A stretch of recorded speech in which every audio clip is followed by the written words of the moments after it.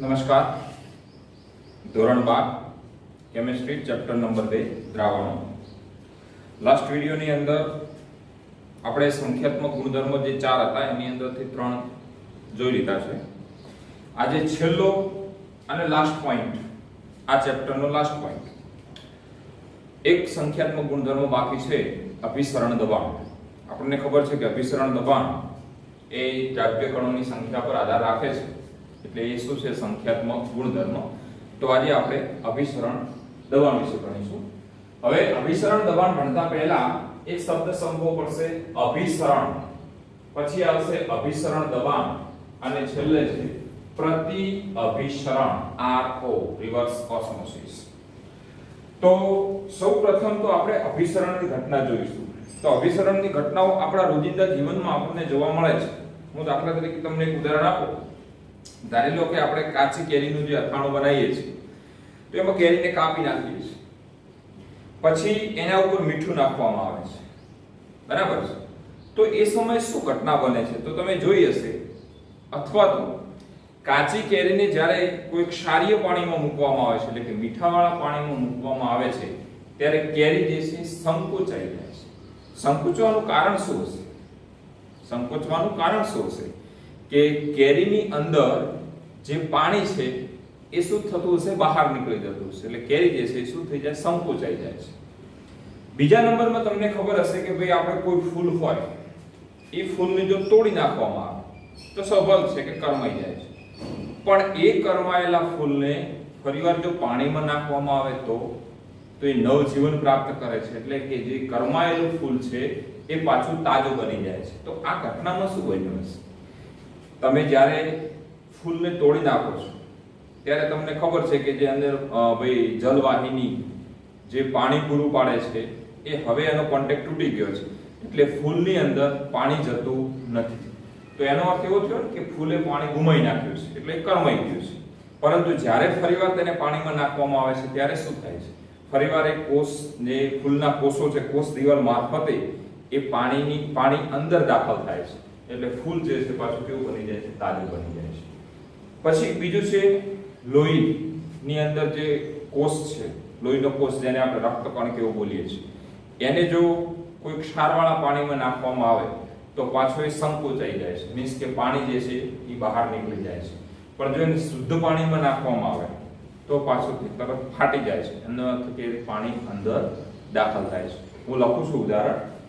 પહેલું આપણે ઘટના સમજવાની છે અભિસરણ. બરાબર સમજીશું. તો કયા ઉદાહરણ છે? હું શોર્ટ ની અંદર લખું છું, કાચી કેરી એને ક્ષારીય પાણીમાં નાખવામાં આવે તો તે સંકોચાય છે. શું થાય છે? સંકોચાય છે. સંકોચાય છે એનો અર્થ એવો થશે કે પાણી બહાર નીકળે છે.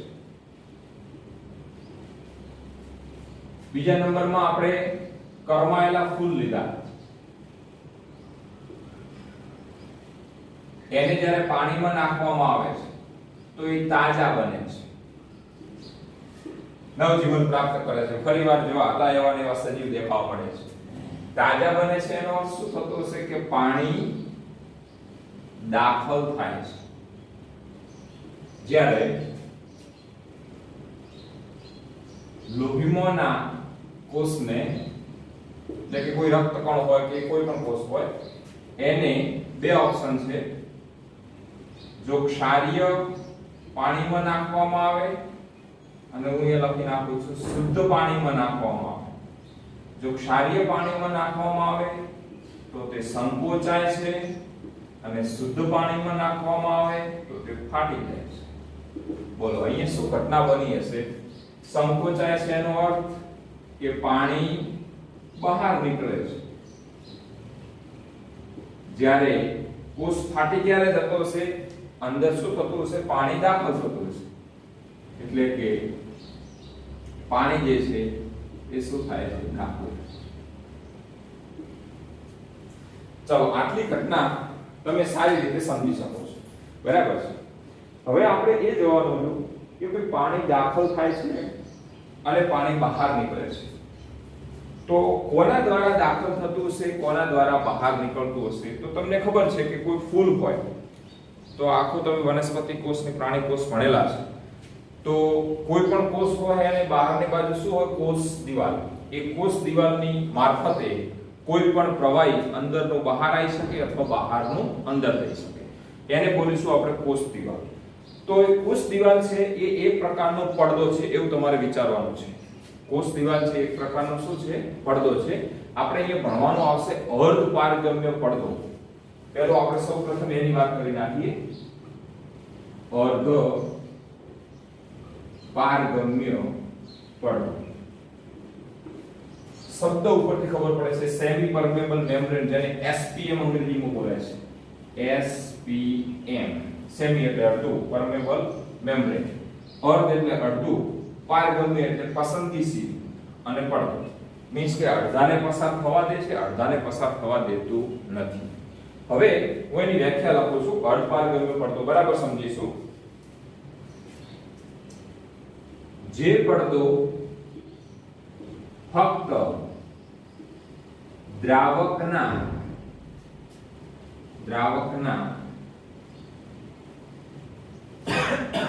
કણોને જ પસાર થવા દે છે, પરંતુ દ્રાવ્યના કણોને પસાર થવા દેતો નથી, તેને અર્ધ પારગમ્ય પડદો કહે છે. આ છે એની વ્યાખ્યા. બરાબર સમજીશું. જે પડદો એટલે કે જે કોષ દિવાલ ફક્ત કોના? દ્રાવકના જ. દાખલા તરીકે ક્ષારીય પાણી હોય તો ક્ષારીય પાણીમાંથી માત્ર કોણ પસાર થશે? એકલું પાણી, ક્ષાર પડ્યો રહેશે. દ્રાવકના જ કણોને જ પસાર થવા દે છે, પરંતુ દ્રાવ્યના કણોને પસાર થવા દેતો નથી. તેને શું બોલાશે? અર્ધ પારગમ્ય પડદો. આ જે પડદો છે એ ચોક્કસ લાક્ષણિકતા ધરાવતો છે ભાઈ. ફક્ત ને ફક્ત કોને પસાર થવા દે છે? દ્રાવકના કણોને. દ્રાવ્યના કણો તેમાંથી પસાર થઈ શકતા નથી. હવે આ પડદાના ઉદાહરણ કયા કયા હોઈ શકે? તો મોસ્ટ ઓફલી વનસ્પતિ અને પ્રાણી કોષની જે કોષ દિવાલ છે, હું બંનેને ભેગી લખી નાખું. વનસ્પતિ અને પ્રાણીઓની કોષ દિવાલ આ જે છે એ કુદરતી છે ભાઈ. તમે સમજી શકો છો કે આવી રીતે કોઈ પણ કોષ હોય તો વચ્ચોવચ્ચ કોષ કેન્દ્ર હોય છે એનું, પણ આ જે છે એને શું બોલાય છે? એની કોષ દિવાલ. દાખલા તરીકે હું તમને સમજાવું કે કરમાયેલું ફૂલ છે. ધારી લો કે આ કોષ દિવાલ છે એ કરમાયેલા ફૂલની છે. તમે સમજી લો કરમાયેલા ફૂલની છે. આને જ્યારે હું પાણીની અંદર નાખું છું, હવે તમારે એ સમજવાનું છે કે પાણી દાખલ થાય છે કે અંદર કઈ રીતે, એ હું સમજાવું છું તમને. એ અભિસરણની ઘટના છે. તો અહીંયા શું ઘટના બનતી છે તમને એટલી ખબર છે કે કરમાયેલું ફૂલ જો પાણીમાં નાખવામાં આવે તો કેવું બને છે? તાજું બને છે. હવે તાજું ક્યારે બને છે? તો આ જે પાણી છે, પાણી એટલે કે દ્રાવક છે, એ ક્યાં દાખલ થતું હશે? અંદર. અંદર દાખલ કોના દ્વારા થાય છે? તો આ કોષ દિવાલ દ્વારા. અને આ જે કોષ દિવાલ છે એ શું છે? તમારો અર્ધ પારગમ્ય પડદો છે. અર્ધ પારગમ્ય પડદો છે. માત્ર દ્રાવકના અણુને પસાર થવા દે છે. ધારી લો કે અહીંયા બીજો કોઈ દ્રાવ્ય પદાર્થ હશે તો એ દ્રાવ્યને પસાર નથી થવા દેવાનું, માત્ર ને માત્ર કોને થવા દેવાનું છે? દ્રાવકને થવાનું છે. દ્રાવ્યના કણો એમાંથી પસાર થઈ શકતા નથી. હવે પાણી અંદર દાખલ થાય છે કે પાણી બહાર નીકળે છે એ આપણે અભિસરણમાં સમજીશું. ચલો, તો અર્ધ પારગમ્ય પડદો છે એની વ્યાખ્યા ક્લિયર છે. હજુ બીજા પણ એના ઉદાહરણ આપેલા છે. વનસ્પતિ અને પ્રાણીઓની કોષ દિવાલ તો ખરી જ, એ ઉપરાંત કુદરતમાં જોવામાં આવે તો ભૂંડનું મૂત્રાશય.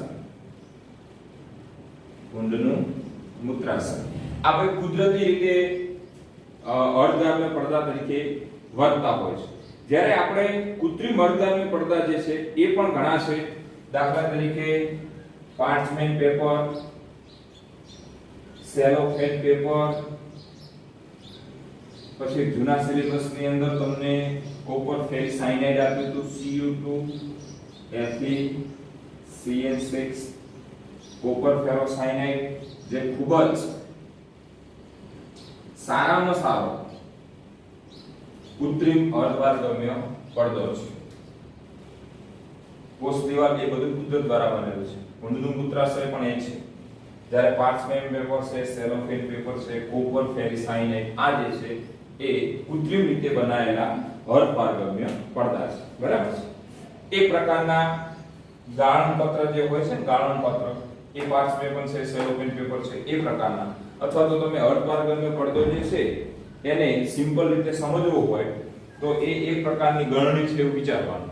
ગળણીની અંદર નાના નાના છિદ્રો હોય છે. એ છિદ્રો એવા હોય છે કે જે માત્ર ને માત્ર દ્રાવકના કણોને જ પસાર થવા દે છે, દ્રાવ્યના કણોને પસાર થવા દેતા નથી. હવે આ ઘટના પછી, અર્ધગામ્ય પડદા પછી આપણે અભિસરણ ઘટના સમજવાની છે. બરાબર સમજીશું. ઓસ્મોસિસ.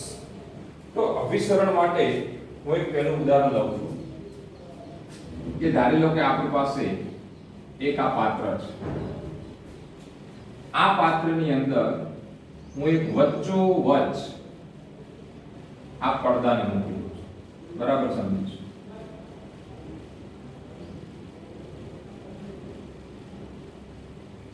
આ પડદો કયો છે? તો અર્ધપારગમ્ય પડદો, જેને અંગ્રેજીમાં શું બોલાય છે? Semi permeable membrane. બરાબર છે.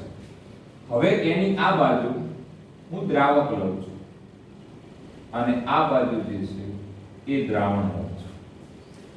બીજો અર્થ તમારે એવો પણ કરવાનો છે કે આ બાજુ મંદ દ્રાવણ છે, જ્યારે આ બાજુ સાંદ્ર દ્રાવણ છે.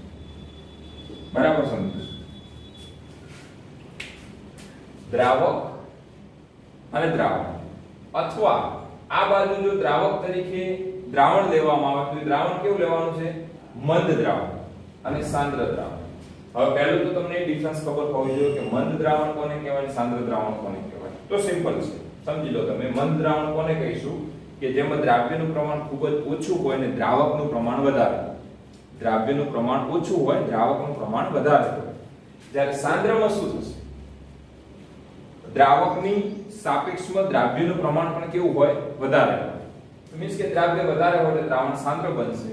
અહીંયા જે છે એ દ્રાવ્યનું પ્રમાણ ઓછું હોવાને કારણે દ્રાવણ કેવું બનશે? મંદ બનશે. હવે આ પડદા દ્વારા બંનેને ધારી લો કે તમે અલગ કર્યા છે. હવે શું ઘટના બનશે? કયું દ્રાવણ અથવા દ્રાવક કઈ બાજુ આપલે કરશે? તો આપણને એટલી ખબર છે ભાઈ કે જો દ્રાવણ મંદ હોય, હું લખું છું, દ્રાવણ મંદ હોય તો એની અંદર દ્રાવક વધારે હોય, જ્યારે દ્રાવ્ય છે એ કેવો હોય? ઓછો હોય. આટલું આપણે જાણીએ છીએ. જ્યારે સાંદ્રની અંદર શું હોય? દ્રાવક પ્રમાણમાં ઓછું હોય, જ્યારે દ્રાવ્ય છે એ થોડું વધારે હોય. હું સાપેક્ષ વાત કરું છું, એવું નથી પાછું કે દ્રાવક ઓછું હોય અને દ્રાવ્ય પદાર્થ વધારે હોય તો એ દ્રાવણ ના બને. બરાબર? અસંતૃપ્ત થઈ જશે. પણ સાપેક્ષની વાત કરીએ તો મંદ કરતા એની અંદર દ્રાવ્યનું પ્રમાણ કેવું હોય? વધારે, અને દ્રાવક કેવું હોય? ઓછું હોય. એ બરાબર તમે સમજો છો. તો હવે જ્યારે આ પડદા દ્વારા બંનેને અલગ કરવામાં આવશે ત્યારે આપણને એવી ઘટના જોવા મળે છે કે આ જે દ્રાવકના કણો છે એ દ્રાવણ અથવા તો સાંદ્ર દ્રાવણ તરફ પોતાની રીતે ગતિ કરે છે. જેવો તમે પડદો મૂકો છો એટલે તરત જ ઘટના ચાલુ શું થઈ જાય છે કે જે શુદ્ધ દ્રાવકના અણુઓ છે એ કોના તરફ ગતિ કરે છે? દ્રાવણ તરફ. અથવા મંદ દ્રાવણમાં હવે તમે સમજી શકો છો કે આ પડદામાંથી કોણ પસાર થશે? દ્રાવક કે દ્રાવ્ય? તો માત્ર ને માત્ર કોણ દાખલ થશે? દ્રાવક. મંદ દ્રાવણમાંના દ્રાવકના કણો એ સાંદ્ર દ્રાવણ તરફ સ્વયંભૂ એટલે કે જાતે ગતિ ચાલુ રાખે છે. એમને ગતિ કરાવવા માટે આપણે કોઈ બાકી કશું આપવું નથી પડતું. જાતે તેઓ ગતિ કરી અને પડદામાંથી પસાર થઈ અને આ બાજુ જાય છે. તો આ જે ઘટના છે એને આપણે બોલીશું અભિસરણ. તો અભિસરણની આપણે વ્યાખ્યા લખવી હોય તો શું લખી શકીએ? તો જ્યારે જુદી જુદી સાંદ્રતા ધરાવતા દ્રાવણો વચ્ચે જો વર્ધપારગમ્ય પડદો રાખવામાં આવે તો શુદ્ધ દ્રાવકથી દ્રાવણ તરફ દ્રાવકનો સ્વયંભૂ પ્રવાહ ચાલુ થાય છે. આ ઘટનાને શું બોલીશું? અભિસરણ કહે છે. બોલો, વ્યાખ્યા ક્લિયર? કોણ કઈ બાજુ જાય છે એ મહત્વનું છે. આમ તો જોવા જઈએ ને તો આપણને એવું લાગે કે આમાંથી આમાં આવતું છે. ના, એવું નથી. આ ઘટના એ આખી અલગ પ્રકારની ઘટના છે. કઈ રીતે છે તો એ આ રીતે બતાવે છે કે ભાઈ આમાં દ્રાવકનું પ્રમાણ વધારે હોય છે, દ્રાવ્યનું પ્રમાણ ઓછું હોય છે, એટલે દ્રાવકના કણો જે છે એ એની અંદરથી પસાર થઈ જાય છે. અને આના જે છિદ્રો છે, ખાસ મહત્વનું તો એના છિદ્રો છે, એના જે કાણા છે એ એટલી સાઈઝના હોય છે કે જે માત્ર ને માત્ર કોને પસાર થવા દે છે? દ્રાવકને. એમાંથી દ્રાવ્યના કણો પસાર થઈ શકતા નથી. Okay, clear? તો અભિસરણની વ્યાખ્યા લખવી હોય તો શું લખાય? જ્યારે જુદી જુદી સાંદ્રતા ધરાવતા દ્રાવણો વચ્ચે, એટલે કૌંસમાં હું લખું છું, મંદ અને સાંદ્ર દ્રાવણ અથવા દ્રાવક અને દ્રાવણ, આપણે બંને ઉલ્લેખ કરવાના છે.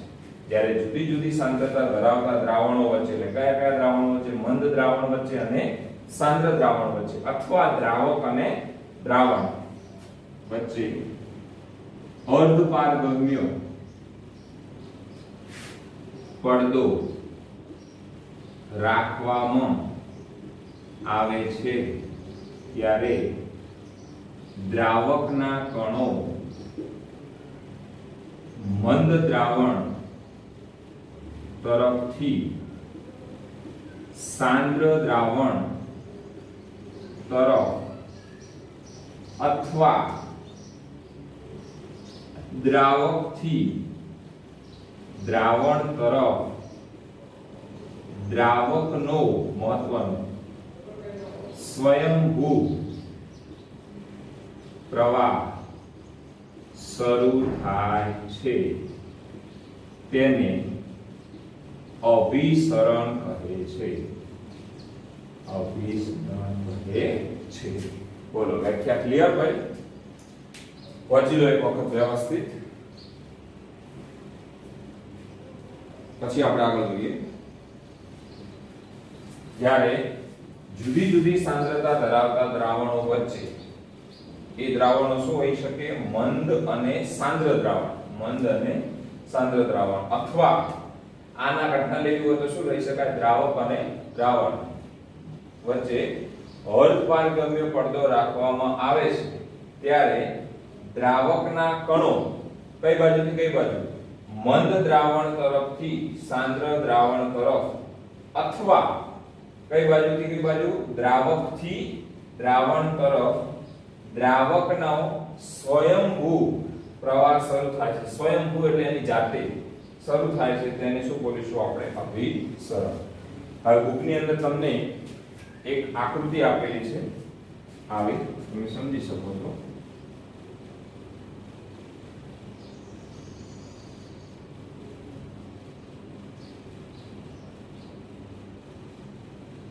ચલો, ધારી લો કે તમને કોઈ આવી આકૃતિ આપેલી છે.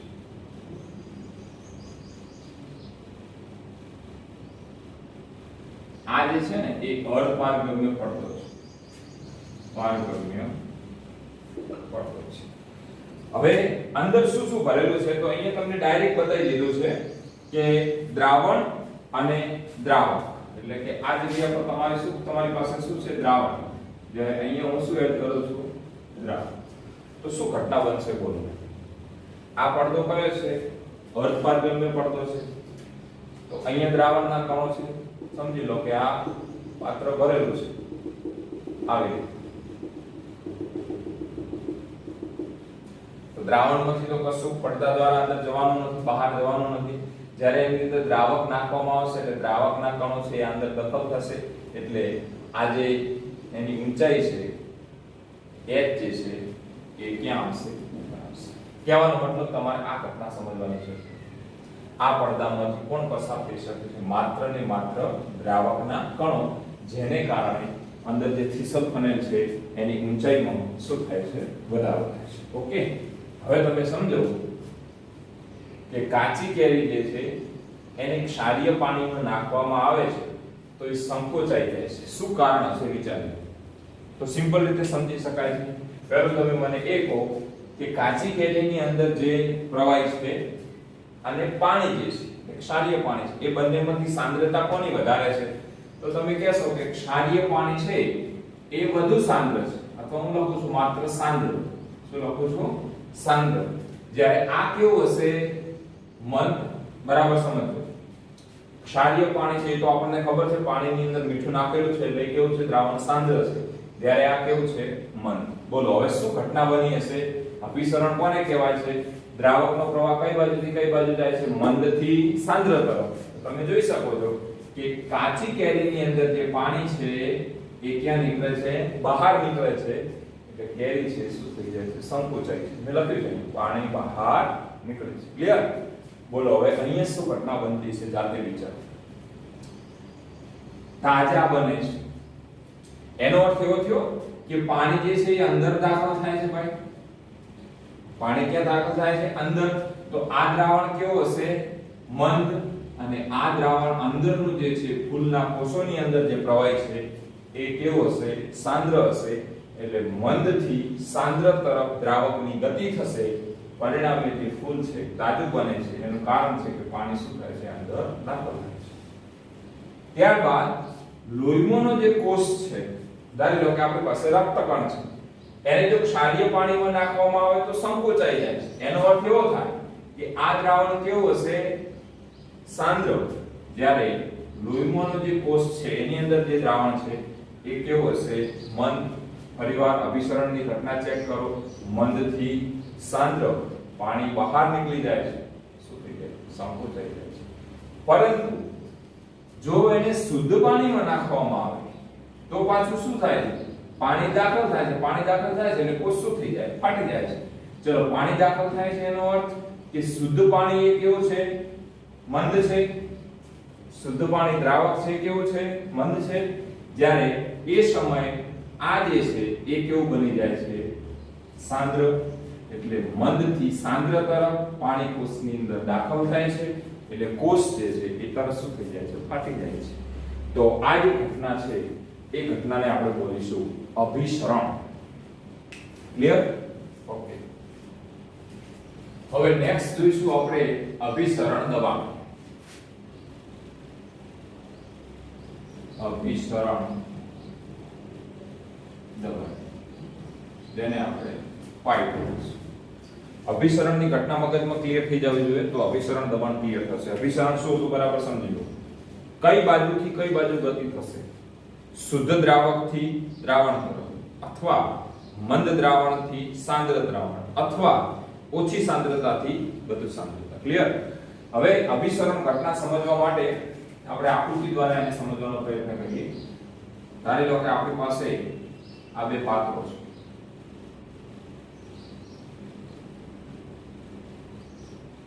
ઘટનાને બરાબર સમજીશું એટલે તરત ખબર પડે.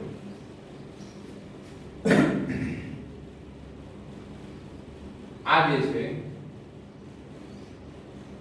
એ બંને પાત્રોને જોડે છે. કોના દ્વારા?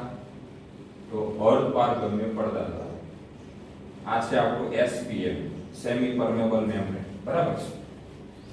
આ બાજુ હું દ્રાવણ લઉં છું.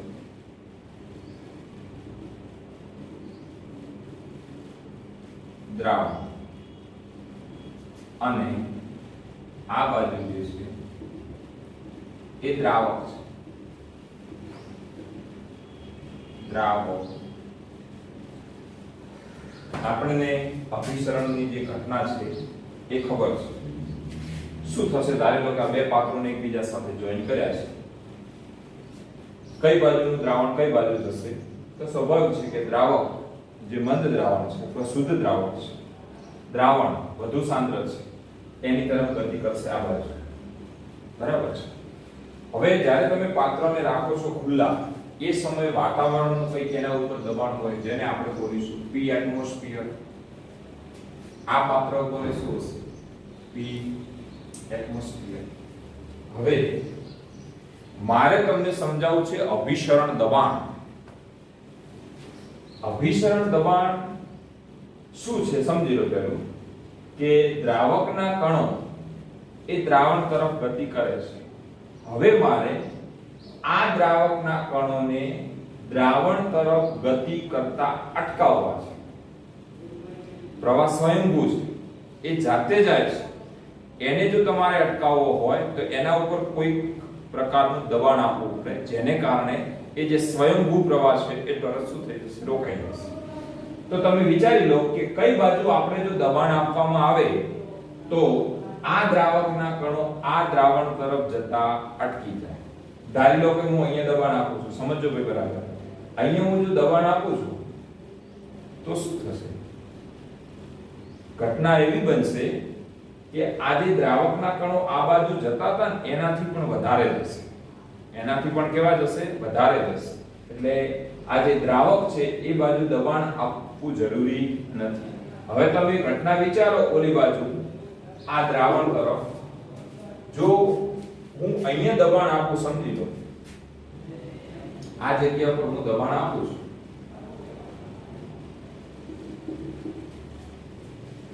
તો અહીંયા પ્રેશર આવશે એટલે તમે સમજી શકશો કે આ દબાણને કારણે આ જે પ્રવાહ આવે છે એ હવે રોકાઈ જશે. આ જે પ્રવાહની ગતિ છે એ શું થશે? રોકાઈ જશે. ક્યારે?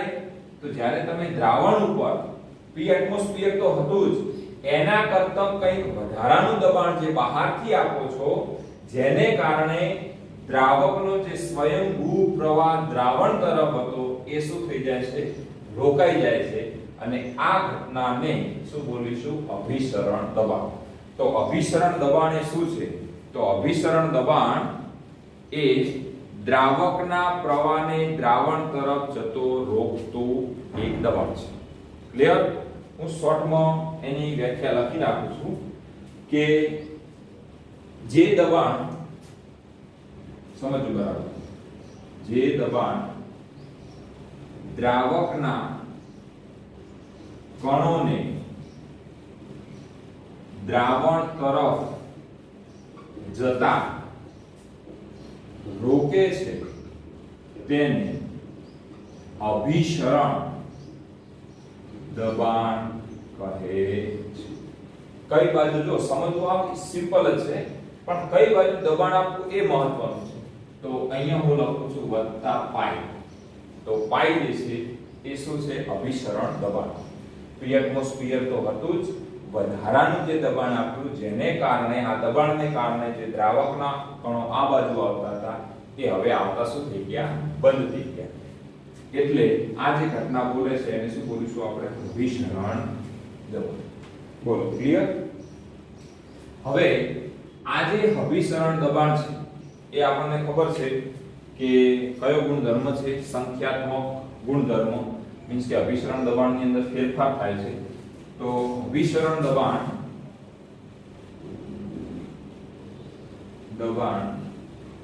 એ દ્રાવ્ય કણોની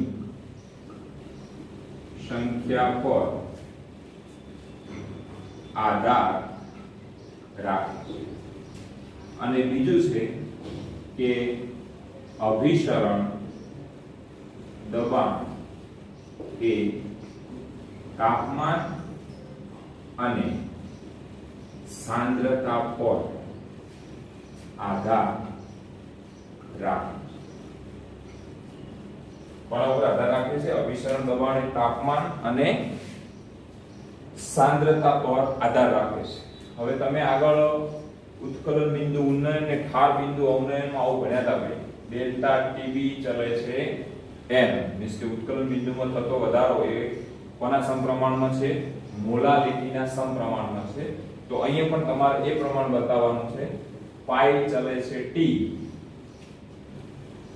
અભિસરણ દબાણ એ તાપમાનના સમપ્રમાણમાં અને અભિસરણ દબાણ એ સાંદ્રતાના સમપ્રમાણમાં છે. હવે આ જે સાંદ્રતા છે એ સાંદ્રતા તમારે મોલારિટીમાં લેવાની. આગળના બે ગુણધર્મોની અંદર તમે મોલારિટી લીધી હતી. બંનેને ભેગા કરવામાં આવે તો શું થાય? પાઈ ચલે છે CT. ખબર પડે છે? પાઈ ચલે છે CT.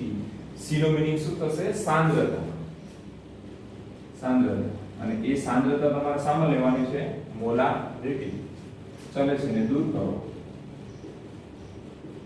સમીકરણ આવશે પાઈ બરાબર CRT.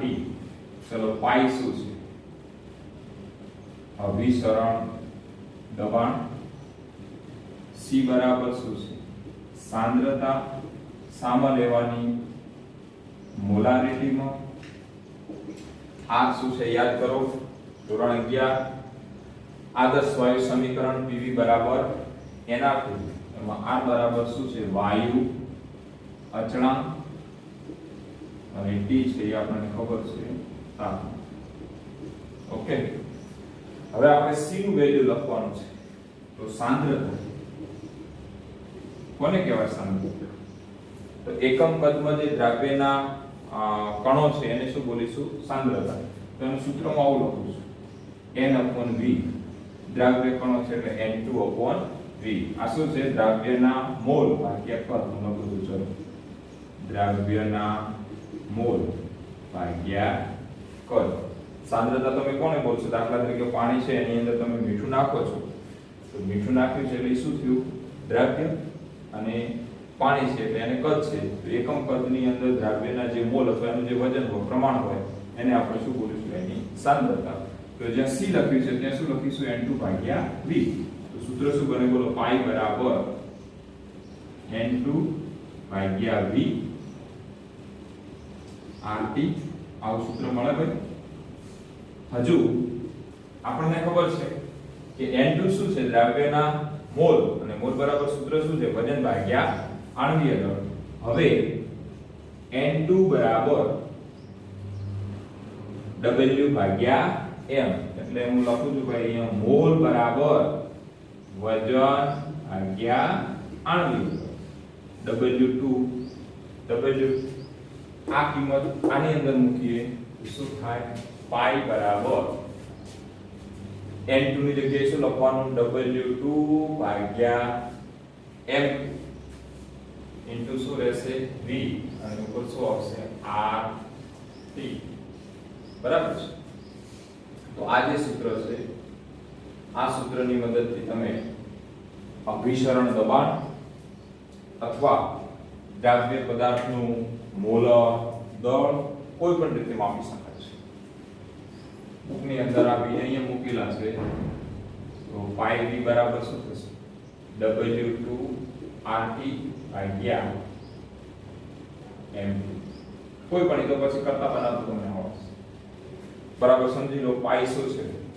અભિસરણ દબાણ. V શું છે? કદ. W2 શું છે? દ્રવ્યનું વજન.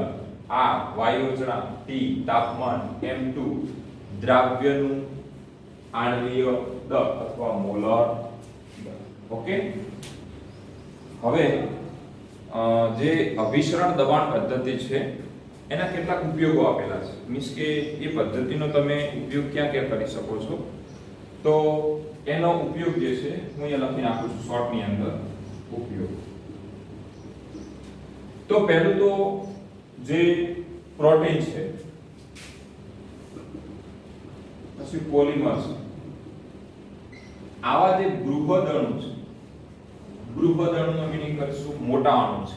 એમનું જો તમારે આણ્વીય દળ શોધવો હોય તો તમે અભિસરણ દબાણ પદ્ધતિની મદદથી, આ સૂત્રની મદદથી સારી રીતે ગણી શકો છો. પ્રોટીન, પોલિમર, બૃહદ અણુ જેઓના શું શોધી શકાય છે? આણ્વીય દળ સરળતાથી શોધી શકાય છે. બીજી ઘટના એ છે કે અભિસરણ દબાણ જે છે એ ઓરડાના તાપમાને તમારે જો એને યુઝ કરવો હોય તો તમે કરી શકો છો. ઓરડાનું તાપમાન એટલે કે 25 સેલ્સિયસ ની આજુબાજુ જો તમારે કોઈ પણ વસ્તુનું કેલ્ક્યુલેશન ભાઈ આણ્વીય દળ શોધવું હોય તો એ ઓરડાના તાપમાન ઉપર તમે કામ કરી શકો છો, જેને કારણે વધારે તાપમાનની જરૂર પડતી નથી. અને બીજું કે ઓરડાના તાપમાને તમે કામ કરી શકો છો. બીજી વાત એ છે કે એની અંદર મોલારિટીનો ઉપયોગ કરવામાં આવે છે. કોનો ઉપયોગ કરવામાં આવે છે? મોલારિટીનો. તમે સમજી શકો છો અહીંયા કે પાઇપ ચલે છે C, ઓલાની અંદર શું હતું? મોલારિટી હતી. અહીંયા શું છે? મોલારિટી. તમે સમજી શકો છો કે મોલારિટીની અંદર કદ આવશે અને કદ એ ટેમ્પરેચર ઉપર આધારિત છે, જ્યારે મોલારિટીની અંદર કદ આવતું નથી, એટલે ટેમ્પરેચરની એના ઉપર અસર ના જોવા મળે. તો ઓરડાના તાપમાને એટલે કે જે કદની વાત કરવાની છે એ કોના હાથમાં લેવાનું છે? તમારે મોલારિટી. બીજી વાત એ છે કે ભાઈ આ જે પોલિમર પદાર્થો છે, પોલિમર, એ તમને ખબર છે કે જે પોલિમર પદાર્થો છે એની પાણીમાં દ્રાવ્યતા કેવી હોય? ઓછી. પાણીમાં દ્રાવ્યતા ઓછી. પાણીમાં દ્રાવ્યતા ઓછી એનો અર્થ હું એવું બોલું છું કે કેવા દ્રાવણો બનાવે છે? મંદ દ્રાવણો બનાવે છે. અને મંદ દ્રાવણો માટે અભિસરણ દબાણ પદ્ધતિ એ ખૂબ જ ફાયદાકારક છે. અહીંયા પણ જરૂરી એ છે કે જે આ સાંદ્રતા છે તમારે કયા તરીકે લેવાની છે? મંદ દ્રાવણ તરીકે. તો પોલિમર જેવા પદાર્થો છે એની પાણીમાં દ્રાવ્યતા ઓછી છે, માટે મંદ દ્રાવણો બનાવે છે અને મંદ દ્રાવણો માટે અભિસરણ દબાણ પદ્ધતિ જે છે એ ખૂબ જ ઉપયોગી છે. એ જ રીતે જે જૈવિક અણુ છે, જૈવિક અણુઓ છે ઊંચા તાપમાને આપણને ખબર છે કે સ્થાયી હોતા નથી. જૈવિક અણુઓની અંદર ઉત્સેચકો ને બધું આવશે, તો એ ઊંચા તાપમાને અસ્થાયી બની જાય, મીન્સ કે નાશ પામે છે. તો નીચા તાપમાન એટલે કયા તાપમાન? ઓરડાના તાપમાને જીવી શકે છે. તો એમના જો તમારે આણ્વીય દળ શોધવા હોય તો તમારે અભિસરણ દબાણ પદ્ધતિનો ઉપયોગ કરવો પડે. તો આ એના ઉપયોગ. બરાબર? ઓકે. હવે અભિસરણ દબાણ પછી બે ત્રણ વ્યાખ્યાઓ ભણવાની છે આપણે. એમાં પહેલી વ્યાખ્યા છે સમ અભિસારી દ્રાવણ. સમ અભિસારી દ્રાવણ. તો વ્યાખ્યા તો શબ્દની અંદર જ છે. સમ અભિસારી દ્રાવણ મીન્સ કે જેના અભિસરણ દબાણ સમાન હોય એને આપણે શું બોલીશું? સમ અભિસારી દ્રાવણ. લખીએ વ્યાખ્યા. જે દ્રાવણોના અભિસરણ દબાણ સમાન હોય, અથવા તો બીજી ભાષામાં બોલીએ તો સાંદ્રતા સમાન હોય, તેને સમ અભિસારી દ્રાવણો કહે છે. દ્રાવણો બંનેના અભિસરણ દબાણ સમાન હોય અથવા તો બંનેની સાંદ્રતા જો સમાન હોય તો એવા દ્રાવણને શું બોલીશું? સમ અભિસારી દ્રાવણ. ધારી લો કે સમ અભિસારી દ્રાવણો વચ્ચે જો અર્ધપારગમ્ય પડદો રાખવામાં આવે તો શું ઘટના બને? તો તમે સમજી શકો છો કે બે પાત્ર છે, પાત્રની વચ્ચોવચ્ચ જો અર્ધપારગમ્ય પડદો રાખવામાં આવે તો અહીંયા તમે દ્રાવણ કેવું ભર્યું છે?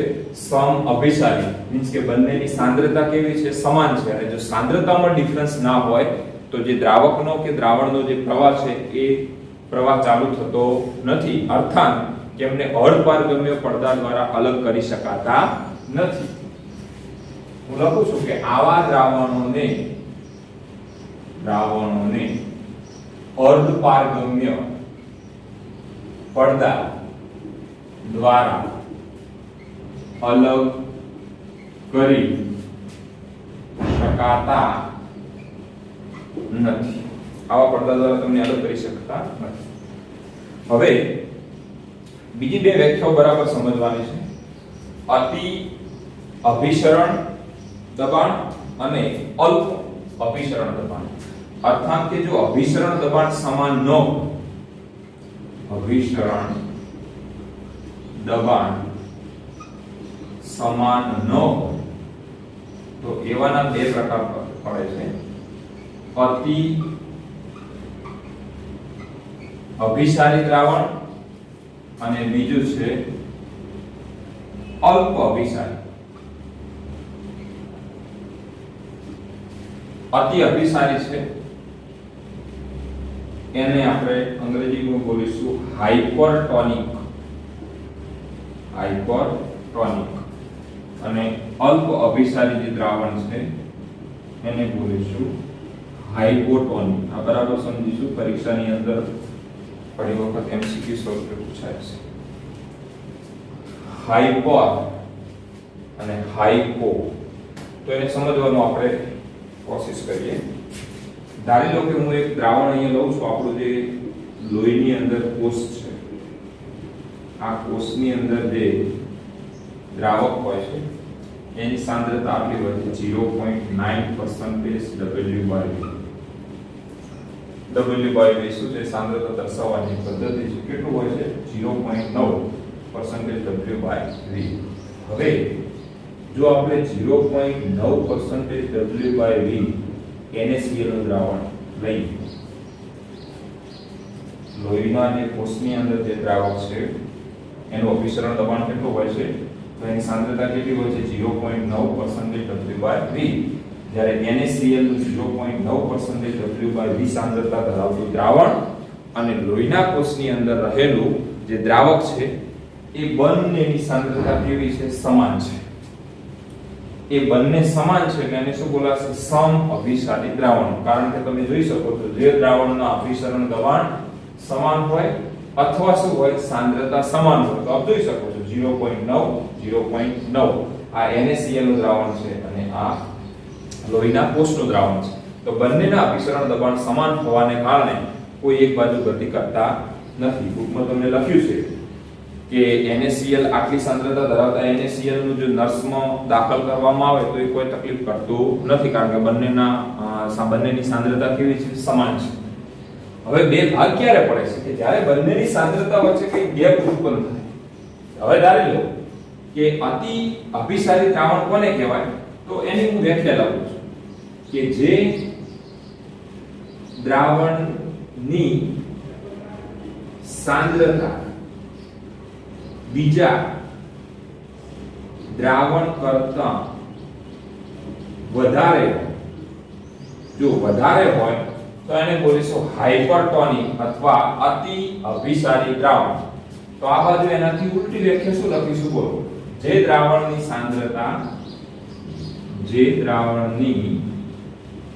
સાંદ્રતા બીજા દ્રાવણની, મારે એક શબ્દ લખવો પડશે, સાપેક્ષે કેવી હોય? ઓછી હોય, તેને શું બોલીશું? અલ્પ અભિસારી દ્રાવણ. અહીંયા પણ એ છે જે દ્રાવણની સાંદ્રતા બીજા દ્રાવણની સાપેક્ષે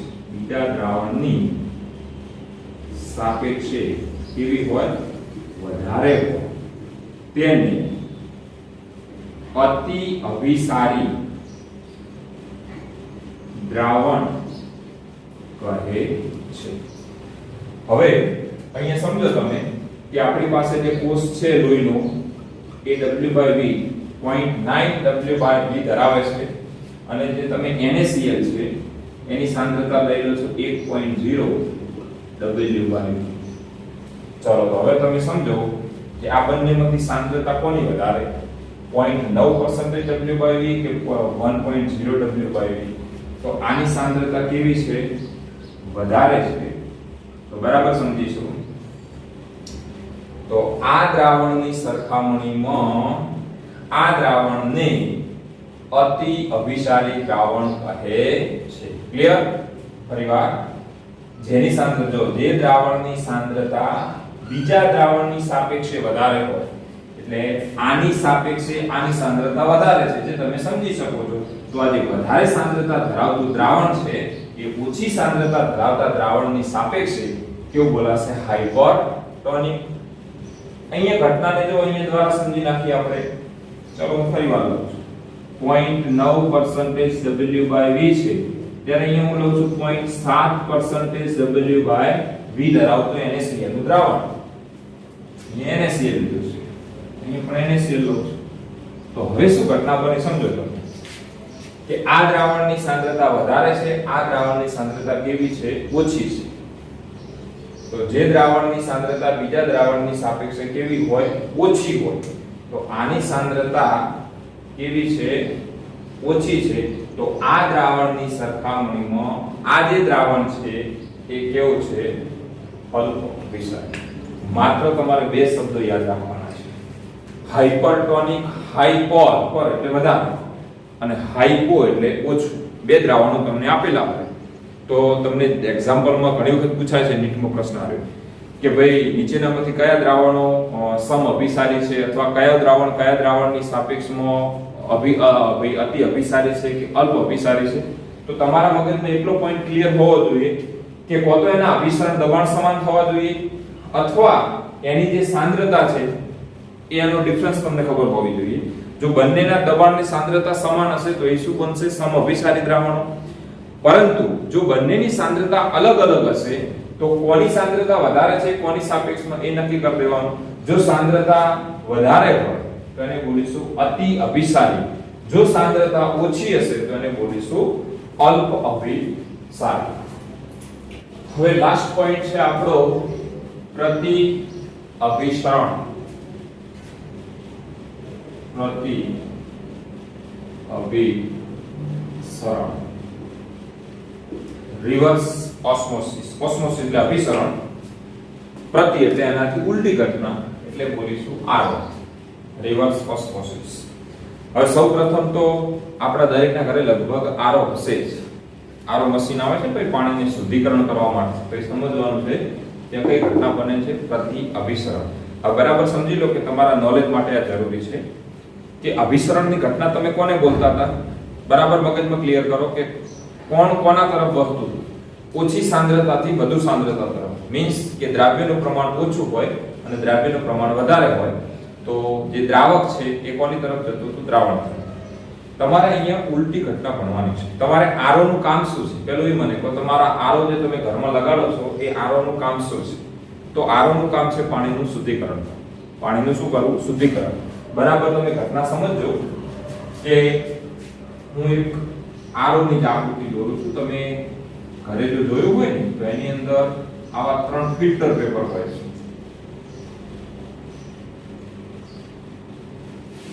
વ્હાઈટ કલરના હોય છે જેની અંદર નાના કાણા છે. સમજાય છે? એ નાના કાણા જે છે ભાઈ બીજું કશું જ નથી. આપણી ભાષામાં બોલીએ તો એ અર્ધપારગમ્ય પડદો છે. શું છે? અર્ધપારગમ્ય પડદો છે. તમે અહીંયા અશુદ્ધ પાણીને પસાર કરો છો. અશુદ્ધ પાણી જે તમારે ચોખ્ખું કરવાનું છે અને આ બાજુ તમને શું મળે છે? શુદ્ધ પાણી. તો હવે શું થયું કે તમે ઘટના થોડી સમજજો. આ અશુદ્ધ પાણી હતું એટલે એ દ્રાવણ સાંદ્ર હશે કે મંદ હશે? તો સાંદ્ર હશે. કેવું હશે? સાંદ્ર દ્રાવણ. અને શુદ્ધ પાણી છે એ એકલું દ્રાવક બોલો અથવા તો શું બોલો? મંદ દ્રાવક. સમજો બરાબર? જે અભિસરણ હતી એનાથી ઉલટી ઘટના થયેલી છે કે આરો તો તમારું શું કરે છે? જે સાંદ્ર દ્રાવણ છે એની અંદરથી શુદ્ધ પાણીને અલગ કરે છે. અત્યાર સુધી આપણે આવી ઘટના બન્યા હતા કે ભાઈ શુદ્ધ પાણી છે ક્યાં જાય છે? સાંદ્ર દ્રાવણ તરફ. તો ઉલટી ઘટના કઈ રીતે બને છે તો એ આપણે સમજવાનું છે. ધારી લો કે મારી પાસે આ બે પાત્ર છે. આની અંદર હું દ્રાવણ ભરું છું, આની અંદર દ્રાવક છે. પાત્ર તમે કોઈ પણ રીતે લખશો તો ચાલશે, પરંતુ એનું જે અર્થઘટન છે એ બદલાવું ના જોઈએ. બરાબર છે? અહીંયા તમે આવી રીતે કલ્પી નાખો કે આખે આખો અર્ધપારગમ્ય પડદો છે SPM અહીંયા ભરેલો છે. ઘટનાને બરાબર સમજવાની જરૂર છે. પેલું અભિસરણ દબાણ અહીંયા લાગુ પડ્યું તો P પ્લસ શું લખ્યું તો 5 અને આ તમારું શું હતું? P atmosphere. હવે તમારે અભિસરણની ઘટનાને ભણવાનું છે. ચલો P આપવાથી શું થયું તો મને જરા કહો તમે. સોરી પાઈ આપવાથી. આમ તો આવી ઘટના બનતી હતી. પહેલાથી ઘટના બરાબર સમજો. બધી ઘટનાઓ ભેગી કરવાની છે. આ દિશા હતી ભાઈ ક્યારે? જ્યારે આપણે અભિસરણની ઘટના બનતા હતા ત્યારે દ્રાવક માંથી કઈ હતું? દ્રાવણ તરફ જાતે પ્રવાહ વહેતો હતો. પણ પાઈ આપવાથી શું થયું હતું? પાઈ આપવાથી આ જે દ્રાવકનો પ્રવાહ જે છે, જે સ્વયંભૂ જાતે જતો હતો, એ રોકાઈ ગયો છે. શું થઈ ગયો છે? અહીંયા રોકાઈ ગયો છે. એટલે આ જે ઘટના છે એ હવે દ્રાવકના અણુઓ દ્રાવણ તરફ આવતા નથી. એટલે એને તમે અભિસરણ ઘટના બોલતા હતા. હવે તમારે પ્રતિ અભિસરણ એટલે આખી એની દિશા શું કરવાની છે? બદલવાની છે. કઈ બાજુથી કઈ બાજુ? તો સાંદ્ર દ્રાવણથી કઈ દ્રાવણ તરફ જવાનું છે ભાઈ? મંદ દ્રાવણ તરફ જવું છે. તો શું કરવું પડશે? જે અભિસરણ છે એના કરતાં પણ કંઈક વધારે દબાણ આપવું પડશે. એટલે તમે જે અહીંયા દબાણ આપો છો એ વધારે છે કોના કરતાં? પાઈ કરતાં. અને પાઈ કરતાં તમે જો વધારે દબાણ આપશો તો આ જે દ્રાવણ છે એ દ્રાવણ કેવું છે? સાંદ્ર છે. પણ સાંદ્ર દ્રાવણમાં દ્રાવકના કણો હોય, એ જે દ્રાવકના કણો છે એ આ રીતે આવી રીતે પસાર થશે. કોની તરફ? તો મંદ દ્રાવણ તરફ. તો આ ઘટનાને અથવા આ દબાણને શું બોલાય છે? પ્રતિ અભિસરણ. ક્લિયર? વ્યાખ્યા લખ્યું હોય તો આવી લખી શકાય કે અભિસરણ દબાણ કરતાં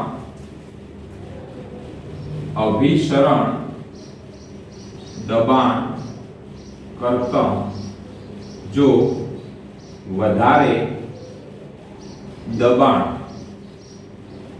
આપવામાં આવે તો અભિસરણની દિશા ઉલટાવી શકાય છે,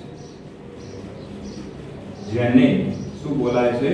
પ્રતિ અભિસરણ કહે છે. આરો. હવે તમે ઘરેથી આરો વાપરો છો, વિચારી લો કે સાંદ્ર દ્રાવણ છે એમાંથી શું બને છે? તમને શુદ્ધ.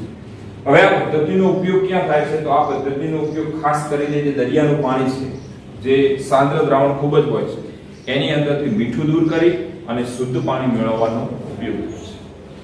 તમને ખબર હોય તો થોડા વર્ષ પહેલા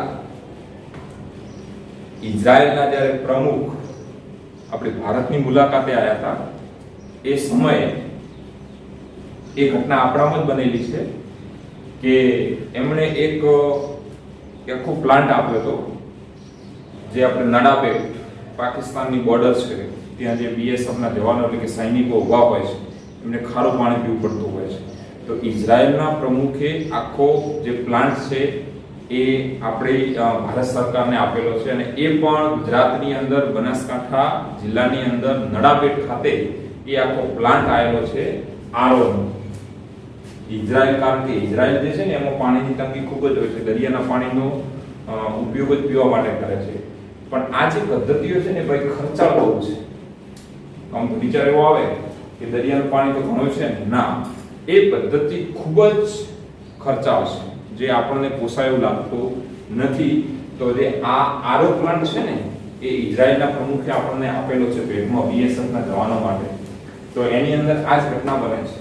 પ્રતિ અભિસરણ દરિયાનું પાણી છે, આખી જીપ આપેલી હતી, દરિયાના પાણીની અંદરથી કઈક પ્રેશર ને બધું ઘટના જે આપણે જે પ્રતિ અભિસરણમાં ભણ્યા ને એ ઘટના દ્વારા તમને શું મળે છે? શુદ્ધ પાણી મળે છે. તો ઇઝરાયલ જે છે એની અંદર આવી ઘટના છે, પ્રતિ અભિસરણની પદ્ધતિથી તેઓ શુદ્ધ પાણી કરે છે. બરાબર છે.